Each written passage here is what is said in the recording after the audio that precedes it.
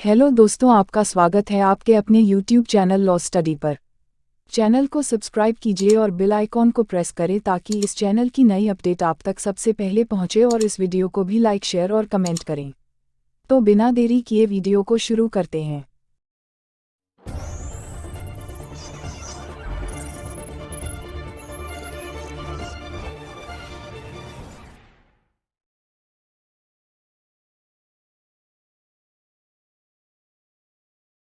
आज की इस वीडियो में हम व्यापहरण व अपहरण के बारे में बात करने जा रहे हैं।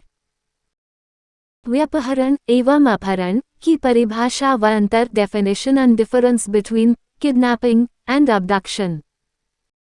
शरीर के प्रति कारित किए जाने वाले अपराधों में व्यापहरण, किडनैपिंग एवं अपहरण, अबडक्शन को गंभीर अपराध माना जाता है। भारतीय दंड संहिता 1860 की धारा 359 में व्यापहरण की तथा धारा 362 में अपहरण की परिभाषा दी गई है। व्यापहरण का शाब्दिक अर्थ है बाल चोरी, चाइल्ड स्टीलिंग। भारतीय दंड संहिता की धारा 359 में व्यापहरण की परिभाषा नहीं दी जाकर केवल उसके दो प्रकार बताए गए हैं, भारत में से व्यापहरण तथा विधिपूर्ण संरक्षकता में से व्यापहरण।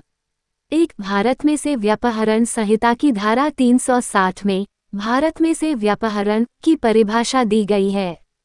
इसके अनुसार जो कोई किसी व्यक्ति को उस व्यक्ति की या उस व्यक्ति की ओर से सम्मति देने के लिए वैध रूप से प्राधिकृत किसी व्यक्ति की सम्मति के बिना भारत की सीमाओं से परे प्रवहन कर देता है, वह भारत में से उस व्यक्ति का व्यापहरण करता है।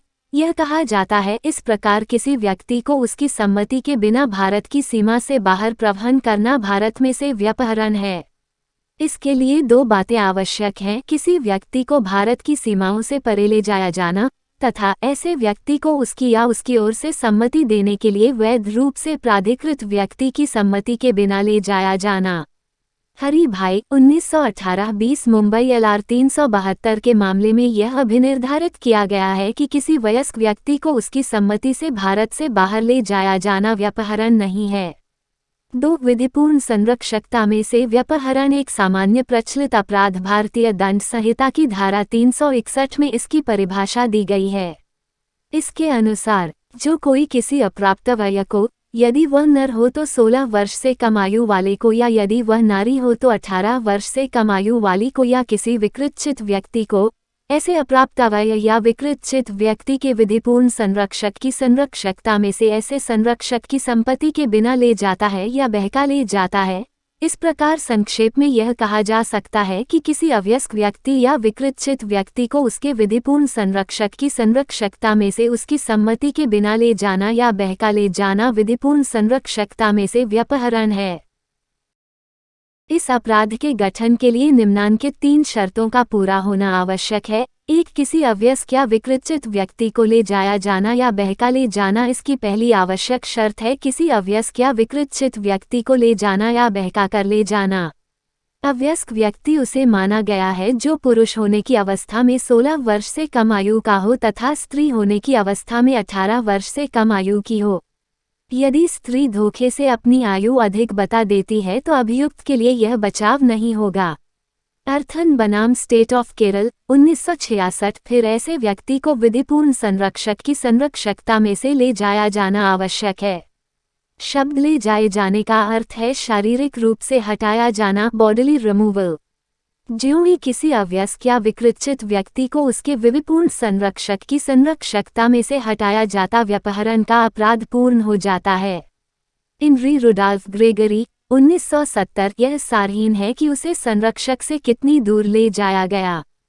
छज्जूराम AIR 1968 पंजाब 439। 2. ऐसे अवयस्क या विकृतचित को विधिपूर्ण संरक्षक की संरक्षकता में से ले जाया जाना। इसकी दूसरी आवश्यक शर्त है ऐसे अवयस्क या अप्राप्तवय व्यक्ति को उसके विधिपूर्ण संरक्षक की संरक्षकता में से ले जाया जाना। इसमें शब्द विधिपूर्ण संरक्षक, लॉफुल गार्डियन प्रयुक्त किए गए हैं। वैध संरक्षक, लीगल गार्डियन नहीं। विधिपूर्ण संरक्षक का क्षेत्र अत्यंत व्यापक है जबकि वैध संरक्षक का सीमित।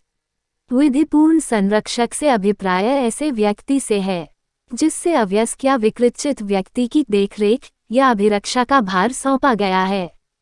3. संरक्षक की सम्मति के बिना ले जाया जाना। तीसरी आवश्यक शर्त है संरक्षक की सम्मति के बिना ले जाया जाना। इसमें संरक्षक की सम्मति कॉन्सेंट ऑफ गार्डियन का महत्वपूर्ण स्थान है। अवयस्क की सम्मति का कोई महत्व नहीं है। यदि किसी अप्राप्तवय या विकृतचित को उसकी सम्मति से ले जाया जाना है और उसके विधिपूर्ण संरक्षक को सम्मति अभिप्राप्त नहीं की जाती है तो व्यपहरण का अपराध गठित हो जाएगा। इस संबंध में प्रकाश बनाम स्टेट ऑफ हरियाणा का एक अच्छा मामला है। इसमें उच्चतम न्यायालय द्वारा यह अभिनिर्धारित किया गया है कि विधिपूर्ण संरक्षक की संरक्षकता में से व्यपहरण के अपराध अवयस्क व्यक्ति की सम्मति सारहीन होती है। इसका कारण यह है कि यह धारा विधिपूर्ण संरक्षक के अवयस्क व्यक्तियों के संबंध में पवित्र अधिकारों को संरक्षण प्रदान करती है।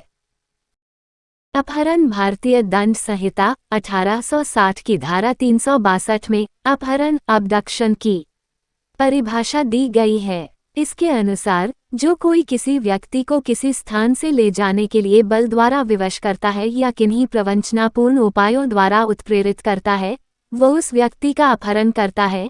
यह कहा जाता है इस प्रकार किसी व्यक्ति को किसी स्थान से ले जाने के लिए बल प्रयोग द्वारा विवश करना या प्रवंचनापूर्ण उपायों द्वारा उत्प्रेरित करना अपहरण है। उदाहरणार्थ किसी लड़की को उसके श्वसुर के घर से झूठा बहाना बनाकर फुसलाया जाता है, यह अपहरण है। फूला बनाम स्टेट ऑफ राजस्थान राजेंद्र उर्फ राजू बनाम स्टेट ऑफ महाराष्ट्र के मामले में उच्चतम न्यायालय द्वारा यह अभिनिर्धारित किया गया है कि व्यपहरण के अपराध में बल प्रयोग अथवा प्रवंचना आवश्यक है। अपहरण का अपराध एक निरंतर चलने वाला अपराध है। यह उस समय तक जारी रहता है जब तक कि किसी व्यक्ति को एक स्थान से दूसरे स्थान तक ले जाया जाता है।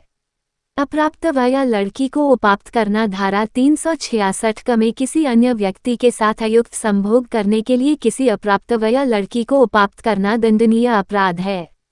जहां कोई अप्राप्तवय लड़की स्वेच्छा से अभियुक्त के साथ रह रही हो तथा उसे किसी अन्य व्यक्ति के साथ संभोग करने के लिए विवश नहीं किया गया हो वहां धारा 366 क के अंतर्गत अपराध का गठन नहीं होगा। इकबाल बनाम स्टेट ऑफ केरल। व्यपहरण एवं अपहरण में अंतर विधिपूर्ण संरक्षक की संरक्षकता में से व्यपहरण एवं अपहरण में निम्नांकित अंतर पाया जाता है। 1. व्यपहरण किसी अवयस्क या विकृतचित व्यक्ति का ही किया जा सकता है जबकि अपहरण किसी भी आयु के व्यक्ति का किया जा सकता है। 2. व्यपहरण विधिपूर्ण संरक्षक की संरक्षकता में से किया जाता है जबकि अपहरण किसी भी व्यक्ति का सीधा या स्वतः किया जा सकता है। 3. व्यपहरण में बल या प्रवंचना का प्रयोग किया जाना आवश्यक नहीं है जबकि अपहरण में बल द्वारा विवश या प्रवचनापूर्ण उपायों द्वारा उत्प्रेरित किया जाना आवश्यक है। 4. व्यपहरण में अवयस्क या विकृतचित व्यक्ति की सम्मति कॉन्सेंट का कोई महत्व नहीं है जबकि अपहरण में स्वतंत्र सम्मति का महत्वपूर्ण स्थान है। यदि किसी व्यक्ति का अपहरण उसकी सम्मति से किया जाता है जो उसे अपराध नहीं माना जाता। 5. व्यपहरण में विवशता अथवा उत्प्रेरणा जैसी कोई बात नहीं होती जबकि अपहरण में किसी व्यक्ति को किसी स्थान से जाने के लिए बल द्वारा विवश किया जाना या प्रवचनापूर्ण उपायों द्वारा उत्प्रेरित किया जाना आवश्यक है। 6. व्यपहरण का अपराध निरंतर जारी रहने वाला अपराध नहीं है जबकि अपहरण निरंतर जारी रहने वाला अपराध है। तो दोस्तों इस वीडियो को अंत तक देखने के लिए धन्यवाद। वीडियो को लाइक शेयर और कमेंट करें, साथ ही चैनल को सब्सक्राइब करें और बेल आइकॉन को दबाना ना भूलें ताकि इस चैनल की सभी अपडेट आप तक सबसे पहले पहुंचे। Law study.